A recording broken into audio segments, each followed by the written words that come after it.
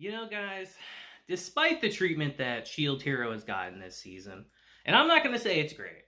It's not. It's not great. They've definitely rushed some stuff, and the animation has not been the best in some parts. But despite all of that, I gotta say, I'm still enjoying Shield Hero, you know? And I feel like there's still a lot of you guys out there that are as well. You see, because I heavily considered stopping reviewing the show. And I still might. But, as I said, I'm still enjoying the series, and I still want to bring you guys content on it. So, we're here today to talk about Shield Hero Episode 5. Now, I know it came out yesterday, but yesterday was May 4th. And that's like a once-a-year kind of thing. So I wanted to do something Star Wars related. So, and I had to go to the DMV and all that. But you don't care about my personal information. So, again, we're here to talk about Shield Hero Episode 5 today. And we had a pretty interesting episode today, honestly. We had a lot of reveals, and including a reveal of a very interesting character into the series called the Book Hero. But we'll talk about him a little bit later. Now, I want to talk about Ori first. I want to talk about Ost. However you want to pronounce it. Doesn't matter. I want to talk about her, because by all means, this is an Ost-centric episode. Now, Ost, being the familiar of the spirit tortoise, has had no need for emotion throughout the series. Her only goal has really been to just collect souls for the tortoise so that the tortoise can save the world from the waves. So that's been her only goal, her only objective. She's had no need for emotions.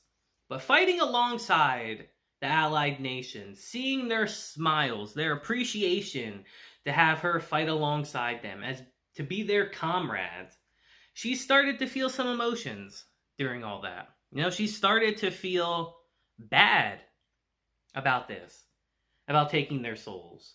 And she starts wondering to herself, like, aren't the people whose souls I'm taking, aren't they the people I really should be protecting?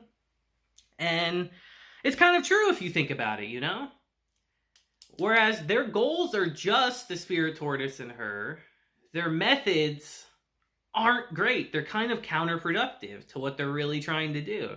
You can't save the world from the waves if you have to use the lives of the people of the world to do so. And she starts feeling really terrible about that. And that's kind of the crux of our episode today. Because, yeah, it's like I said, it's really an Ost-centric episode. We really get to see more of her character and how she's been feeling and thinking throughout this ordeal. But let's backtrack a little bit before we get more into that. But I wanted to start the video off with that.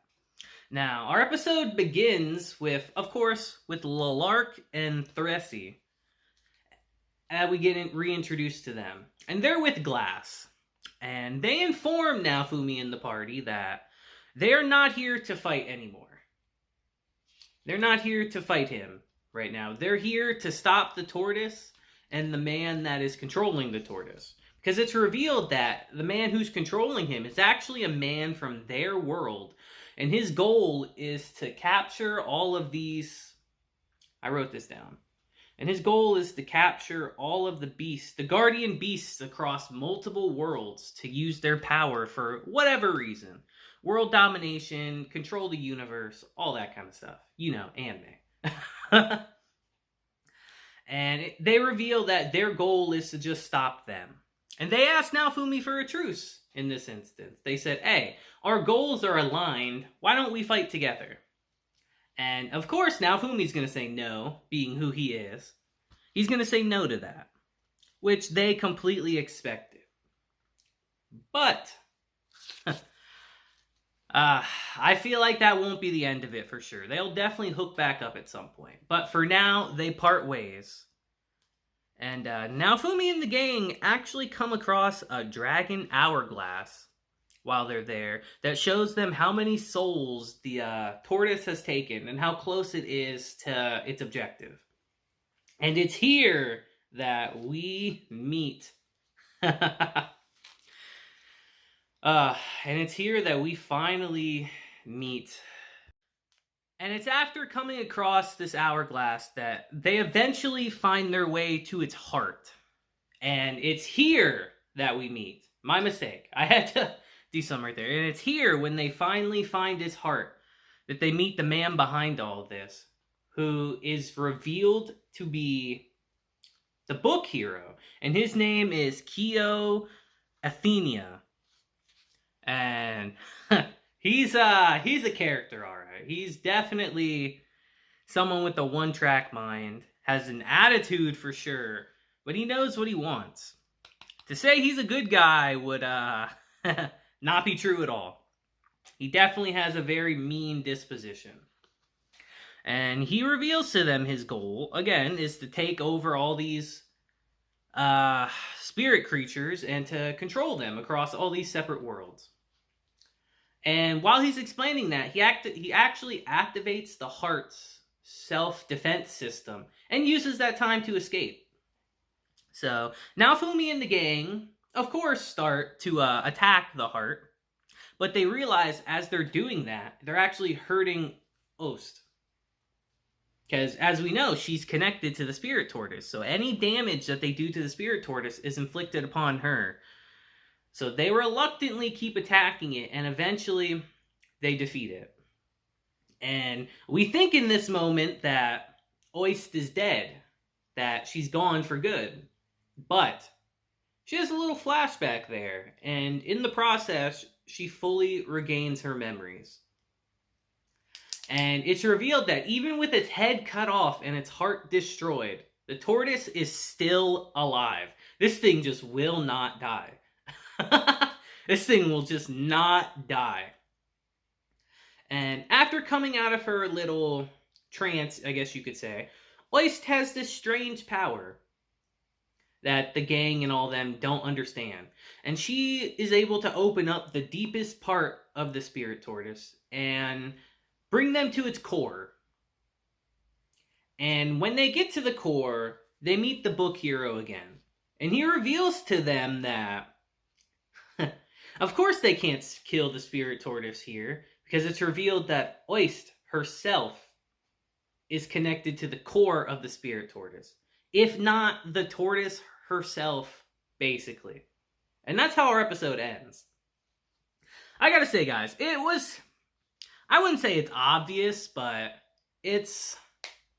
You kind of get a feeling for that, you know? You get a feeling that she's more important than she was letting on. Or she even knew about herself as you're watching the show. And I will say, watching this, it does feel a bit rushed. I could just imagine that in the novels, we go into much more detail about everything that's happening and all that. And it does feel a little rushed in the adaptation. I don't think we can really deny that. But I'm still enjoying the series, you know? Because how I view it is that the anime is just kind of like a way to get people to go buy the original source material. So if they rush it a little bit, to me at least, that's not a problem. But I do understand people's concerns and their fears with a series they love getting rushed a bit. I can understand that. But I'm just saying, I've enjoyed Shield Hero this season so far, and I'd still like to bring content from it to you guys. So if you guys are interested in watching it still, I'll still make the videos, you know, because I enjoy doing them. But yeah, with the reveal of Ost being the core of the spirit tortoise, if not the tortoise herself, how do you guys feel in the comments, you know? I'm sure a lot of you guys have read the original source material and probably already knew this, but to those that are just finding out today, like me, like, how do you feel about that, you know? Is that something you expected? Something out of left field? I don't know. You guys let me know how you felt about this episode, because I thought it was a good episode. How do you feel about the book hero getting introduced in this episode?